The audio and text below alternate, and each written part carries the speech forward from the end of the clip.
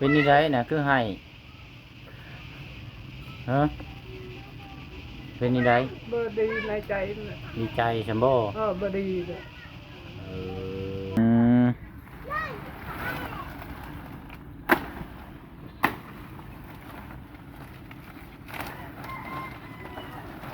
แปดเลยเนาะอ่ะไปลงมา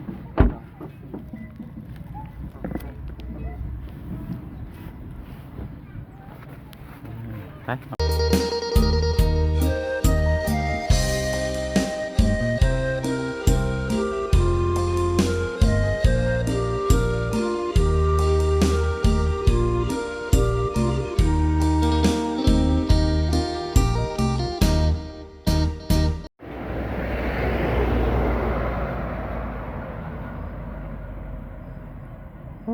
รถแกกล้วยดุกี่ดอเนี่ยเพราะว่าไปทางใดอันนี้พี่น้องเนาะเห็นรถแกกล้วยแล้วก็มาเห็นสวนกล้วยอีกบาดนีเนาะเขาเจ้าตัดพี่น้องเนาะมันรถสะอาดสะอ้านรถเวลาเฮาเดียวเบิ่งรถมันเป็นภูมิเป็นกออยู่เนาะเบิ่งกล้วย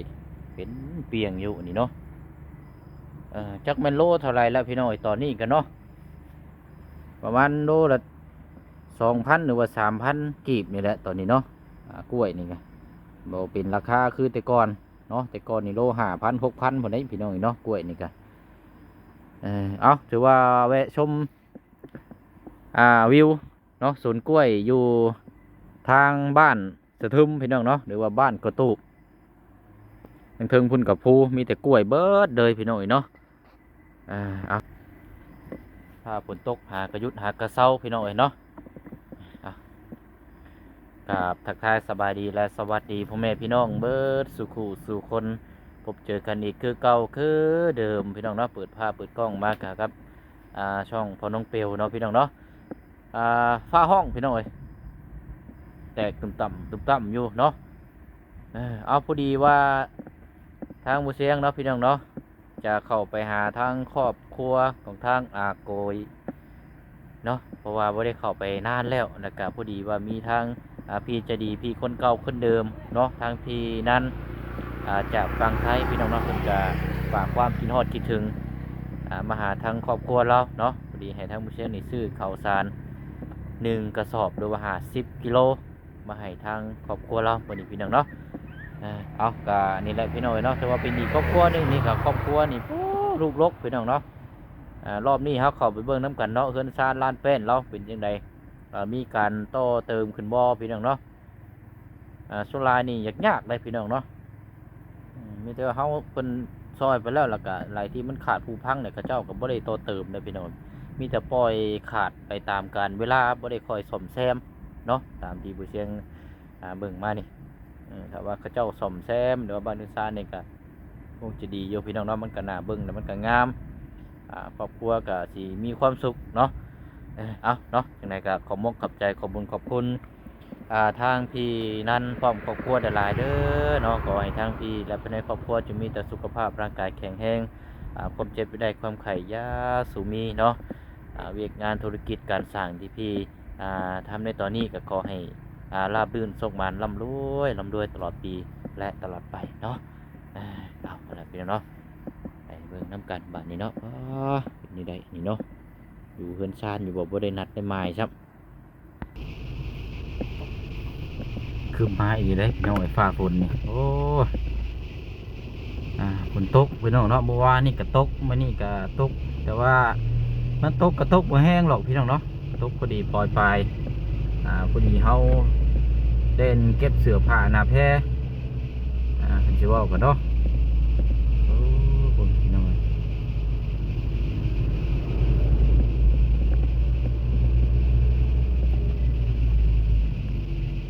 โกยอยู่บนเนาะโกยเนาะ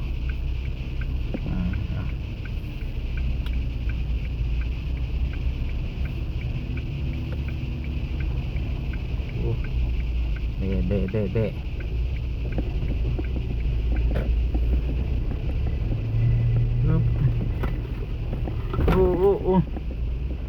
โอ้ลมมาแล้วเนาะอายุเข่าบ่ บ่น้อนี่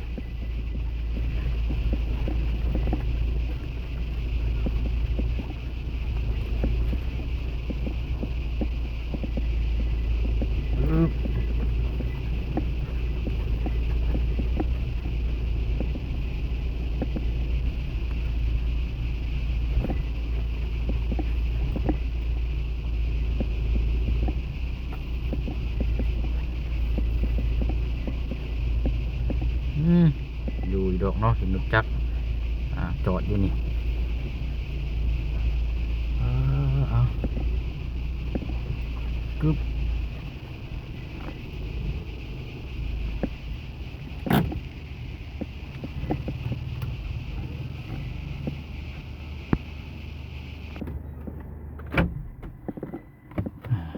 พี่น้อยเดี๋ยวไปเบิ่งก่อนเนาะเดี๋ยวฟ้าฝนมาเดี๋ยวฝนสิตก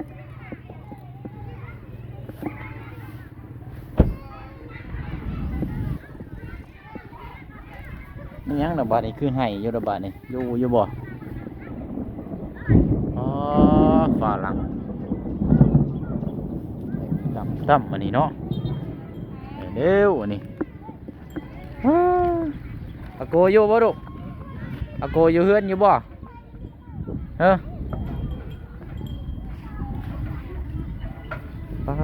มียังนี่ต้มยังอันนี้นี่ต้มหม้ออย่างเนาะนี่แกงน้ำไหม้บ่นี่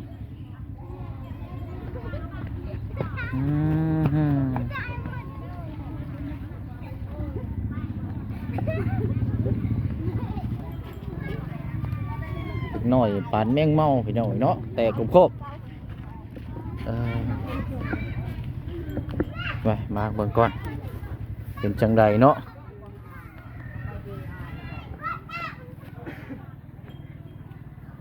กินได้อีบ่นี่กินได้นี่คักได้นี่แกงเนาะบอนบ่ดูว่านี่ได้นี่มาได้ใช้นะอยากไปร่วมหน่อยให้รถแล้วก็กลับอีก ว้าวแต่งตัวรอแท้นี่อยากไปร่วมทุกคนเลย ปานไปเที่ยวงานอันนี้เนาะเอาทางเทิงเนาะให้เมียน่ะฮะเมียอยู่ไสก็เอาตัวแต่งงานแล้วบ่แม่นบ่อย่าให้ลูกอย่าให้เงียบเด้อมื้อนี้บ่ได้ไปใช้บ่มื้อนี้ล่ะพักผ่อนบ่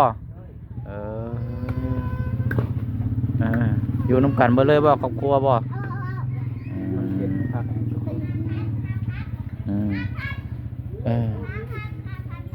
มื้อนี้วันหยุดมื้อนี้เนาะ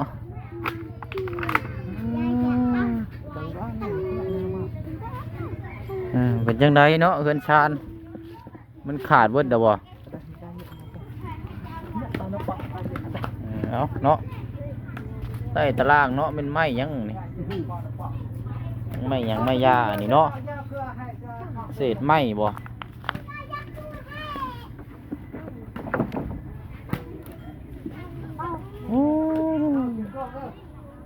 ไปเวลาทางเทิงพี่น้อยเนาะ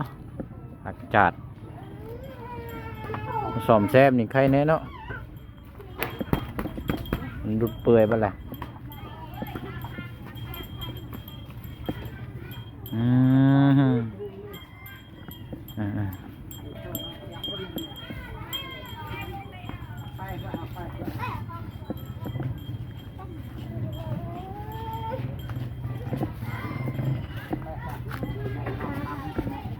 ใช่อะกุย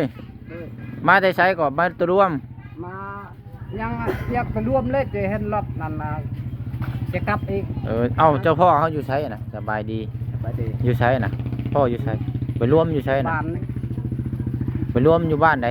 บ้านเฮาอยู่นี่บ่โอ้ยพี่น้อยป้าฝนมานี่เด้นี่เนาะเสร็จเลยห้องของปั๊บมันเอาทางให้มันเป็นเนาะอันกกยังชาวบ้านยังอันนี้น่ะ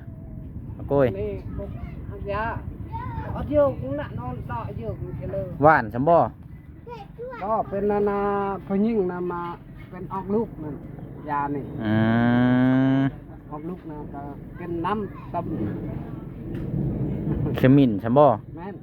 อ๋อเป็นขมิ้นต้มใช้น้ำกินเนาะ ใช้น้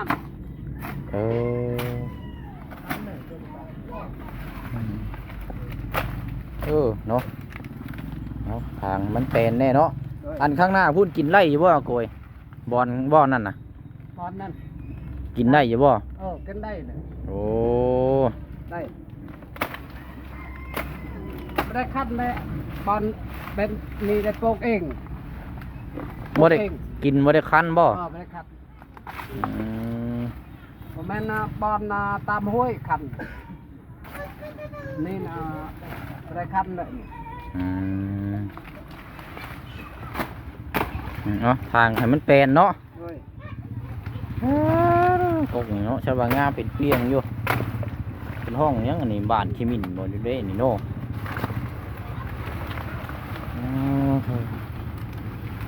น้ำก็ยังใช้ได้อยู่บ่ยังเปิดคือเก่าอยู่บ่ ได้ ไปคือเก่าอยู่เนาะ มาไปพาเลยตัดไผ่นะใช้ไม่ได้ อืม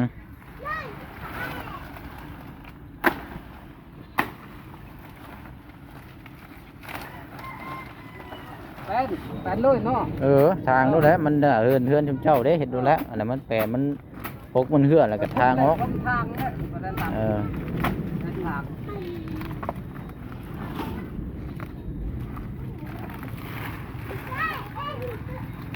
อืมไปเข้าห้องน้ำนี่อยู่ใช้นี่อาโกยเวลาปวดท้องปวดหยังมานี่เข้าอยู่ใช้ คนไปอยู่ป่าเลย ไกลบ่อยู่ป่านะ ไก่ โอ้ เป็นทองนะไปได้เลยไก่ อืม ทายกับทายโยปั๊มเดินเข้าบ่มือเข้าให้ โดย มือเข้าไปได้ให้โอเคแล้ว อีทายอยู่ป่าเขาเจ้าคันมือใดเขาเจ้าให้ก็บ่ได้ทาย คันเข้าให้นะกระป๊อบแล้ว อืม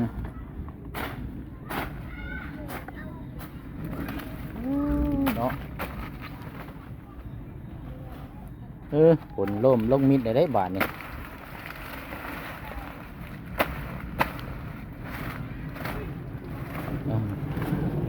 เขาเชื่องก็อยากได้เขากันนะมือปก บ่เฮาบ่เอาหรอกเอาไว้นี่แหละ นี่หักยานี่นะ อืม นี่ตะหักเนี่ยเป็นเจ็บกระท้อง อืม ท้อง อืม มันมือปก เนาะเอาดีแล้วทางออกให้มันเป็นยุงจังบ่มี เบาเชียงมานี่เป็นเลย เออ เรียก เฮือนเรานี่แหละนี่พี่น้องนี่เนาะผม เลย ปึงปิงอยู่เนาะโอ้ย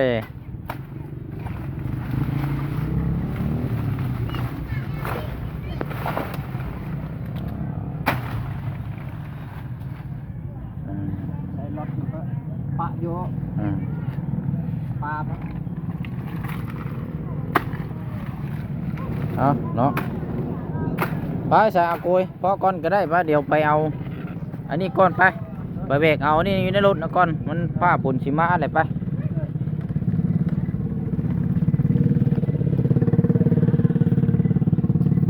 หลังเลย มาเข้าเลยเข้าอยู่ในรถนะไปแบ่งเอาเลย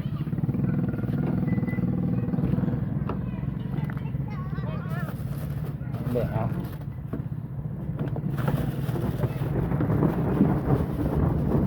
โอ้มาใช้ลูกชายอยู่ใช้มาเอาไหม ก็อาแช่ง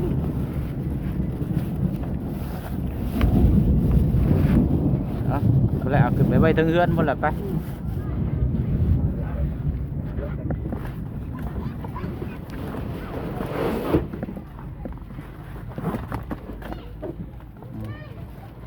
บ่เปิดท้ายรถก่อนเหรอวะ เลย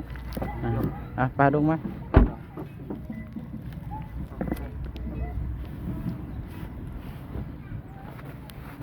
ไปเอาขึ้นไปไว้ถึงพอละถึงโอ้ฝนมาได้นี่เนาะ คนมา ไอ้บาทนี่ป้าก็ห้องเนาะนี่โอ้ไปขึ้นไปถึงพอละบาทนี่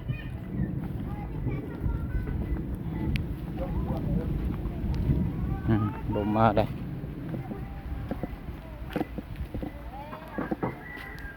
ไปไปขึ้นก้อนเจ้า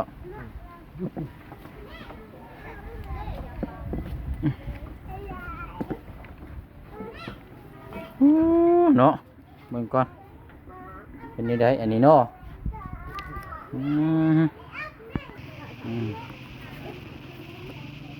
นั่งอยู่คนหัวเจเด้ยบานนี่นั่งใกล้กันพอกับลูกนะนั่งใกล้กันใช้เข่าเบิดแล้วบ่โกย หมดแล้ว เบิดครั้งในได้บ่น่ะ หมดแล้วเข้ากันเลยเด็กปลูกกันนี่นั่นมดตายเลยมดตายเลย บ่อันเข่ากินเนี่ยได้เบิดแล้วบ่ หมดแล้วรีบเอาเชียงมาให้เลย เอา ตอนแรงนี่อดเอาเลยไปจักไปหาหน่อไม้อีก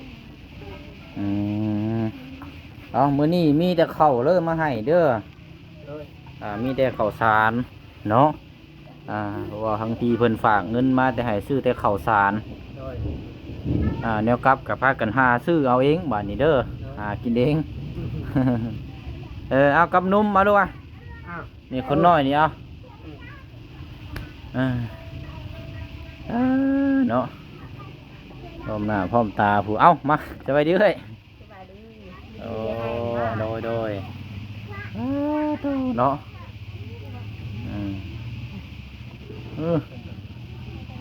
เดือมเนาะนี่เป็นไฟเป็นอย่างยังใช้ปกติบ่โกย ได้ทีวีก็ได้ เบิ่งได้อยู่เนาะโอ้ผ่าฝนตกแห้งอยู่เนาะลงทางไหนดินี่นั่งแท้ดิ ให้เก็บเลยแม่ให้ไทยเก็บเลยมันเบอร์เชียงที่คนนั้นไทยเก็บเลยเด้อ ถ่ายคลิปมาแล้วตอนนี้นะถ่ายคลิปแล้วตอนนี้ อันแม่เพิ่นโทรมาบ่โทรหาเพิ่นอยู่ฮะจะโทรหาเพิ่นตอนนี้อยู่ฮะติดอยู่บ่โทรตอนนี้ได้ครับบ่ได้ ตอนนี้เราไปเมื่อวาน บ่ได้โทรบ่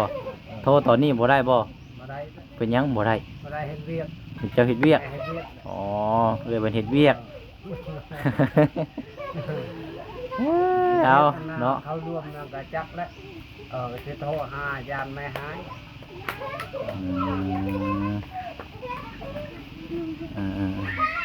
ไปให้ได้อาโกยเด้อป้าผลมาเดี๋ยวเขาสิได้เดินทางก่อนบัดนี้มีแต่ว่าหั่นแหละมีแต่ข้าวสารหั่นแหละเด้อเอาอวยพรหนูใช้ให้ทั้งแม่เพิ่นแน่เนาะให้เพิ่นแม่ขอมุกขอบใจเพิ่นแน่ที่นำข้าวสารมาให้ ขอบใจไปดีเด้อแม่เด้อฮอดแล้วบ่เชียงอยู่เฮือนอยู่ชานได้แต่เขามาก็มานมวันนี้นะให้สะดวกสบายเจ็บไปได้ให้ได้เด้อแม่เด้อใครไปได้ให้นี่เด้อแต่นี่ต่อไปให้ร่ำให้รวยให้บันนี้อากูจะเฮ็ดฮอดเลยไปฮอดก็ต้องอยู่นี่มาให้เบาเชียงไอ้จะกลับอีกเดินทางจะกลับอยู่เฮือนก็ให้ฮอดปลอดภัยแต่นี่ฮอดเฮือนฮอดชานเท่านี้แหละน้องเด้อ เป็นนี่ไรนะคือให้ฮะเป็นนี่ไร เบอร์ดีในใจ ดีใจฉันบ่ เบอร์ดีเลยมือยังให้ ดีอกดีใจก็ได้ให้เนาะ โดย นั่นแหละเป็นข่าวสารเพื่อจะได้สอบหนึ่งโอ้เงินตั้ง600,000เกือบ1,000 บาทพุ่นเนาะ โดย ซื้อมันเป็นง่ายๆพี่น้องเอาก็ดีใจน้ำทั้งเอ้ยทั้งปีเพิ่นก็ยังบ่ป้าบ่ทิ่มเนาะยังเบิ่งแย่งเป็นทีระยะขั้นตอนอยู่แต่ว่าก็คือว่าหั่นแหละเนาะเพิ่นจักเอามองบ่เห็นจักเพิ่นสิเบิ่งสิแย่งได้ซำใดแหล้วเนาะเพิ่นก็ภาระครอบครัวเพิ่นก็มีคือกันเพิ่นก็สร้างครอบครัวอยู่หากินคือกันเนาะเพิ่นซอยได้ก็เท่าที่เพิ่นซอยได้หั่นแหละเนาะตามกำลังหั่นแหละมีแต่เฮาก็ต้องไปกันในครอบครัวกับลูกเต้าใหญ่ก็พากันสร้างสาหาอยู่หากินเนาะเลี้ยงครอบเลี้ยงครัวเลี้ยงลูกเต้าน้องนุ่มมาแล้วเนาะผู้เป็นพ่อก็บอกเอาและลูกเต้าสอนฟังเอาเนาะอยู่กันค้ากันขายให้ พื่อเลี้ยงปากเลี้ยงท้องอันไหนเนาะ โดย บ่แม่นว่าตื่นนอนมาแต่มีแต่หาแต่ทำกินแต่ข้าววัดบ่ได้เด้เนาะต้องหาน้ำได้เนาะมันจังสิมีเออไปซะเด้อตามนั้นเด้อเอายินดีนำเอากลับก่อนเด้อโดยเอาเนาะสบายดีเนาะเอา ไปคอยอยู่นะ โดย น้องเด้อ อืมไปอันไหนเนาะมันฝนมาแล้วพี่น้อยเดี๋ยวมาเยี่ยมยามไม่เด้อโกยเด้อ ฮะพี่น้อย โดยโกยขอบใจหลายๆเนาะไปพี่น้อยมันฝนตกเลยมือเช้านี่กันแล้วก็ช่วงบ่ายมานี่ก็ตกอีกได้เนาะเดินทางต่อก่อนนะเฮาบ้านนี่เห็นงานนี่ยากแล้วพี่น้อยพาฝนตกนี่ตกห้ำเข่ารอเดี๋ยวว่าตกห้ำบุญออกพรรษานี่แหละพี่น้อยบุญดานี่สิประมาณนี้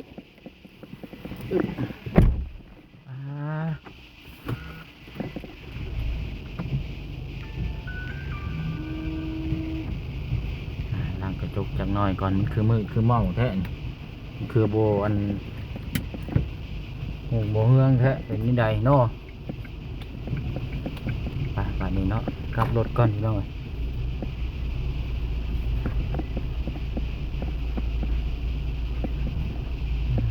ก็นี่แหละพี่น้องเนาะครอบครัวอาโกยก็ถือว่าหลายปีแล้วเนาะเป็นเคสที่ทางผู้ใหญ่เนาะหรือว่าทางพี่นั้นยังอุ้มชูอยู่พี่น้องเนาะก็ถือว่ายังเบิ่งแยงซอยเพิ่นก็ซอยเท่าที่เพิ่นซอยได้พี่น้องเนาะก็นานๆที่ฝากความกินฮอดคิดถึงมาเยี่ยมมายามเนาะเพราะว่าเฮาก็ต่างคนต่างก็มีครอบมีครัวแล้วก็ต้องรับภาระอันนี้ครอบครัวนี่ก็โอ้พี่น้องเนาะลายนะพี่น้อง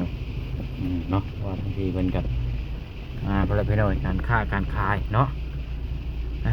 ป้าวันนี้เนาะจะได้เดินทางก่อนเด้อลาพี่ลาน้องไปอีกคือเก่าคือเดิม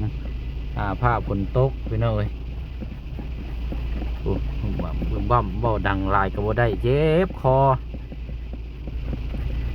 เหงือกท้ายแขวคนพี่น้องมันเปื่อยก็เลยเวลาเขาเว้าออกเสียงมานี่มันวอคักว่ามันเจ็บปากไปหน่อยกินยาทานยาก็ยังบ่หายบ่เศร้าอยู่มันเป็นน้ำมูสังคันว่าเป็นก็เป็นต่อเนื่องเลยเลยพี่น้องบ่ได้เศร้าง่ายๆได้อันนี้โรคประจำตัวนี่เอาละพี่น้องเนาะพบเจอกันในคลิปหน้าคลิปนี้ขอบใจเนาะทางผู้ให้แล้วก็ทางผู้รับทางผู้เบิ่งผู้แย่งเบิดสุขสุขคนเด้อเนาะทางพี่นำเนาะทางพี่นันพร้อมครอบครัวพี่น้องเนาะขอให้งานการธุรกิจต่างๆเนาะที่ได้เฮ็ดในตอนนี้ก็ขอให้ประสบความสำเร็จราบรื่นตลอดปีและตลอดไปเด้อเนาะไปนะพี่น้องเนาะพี่น้องไปก่อนบ๊ายบายเด้อพี่น้องเด้อขออนุญาตขับรถก่อนบัดนี้เนาะมันลงทาลงเหวสบายดีเนาะพี่น้องเนาะ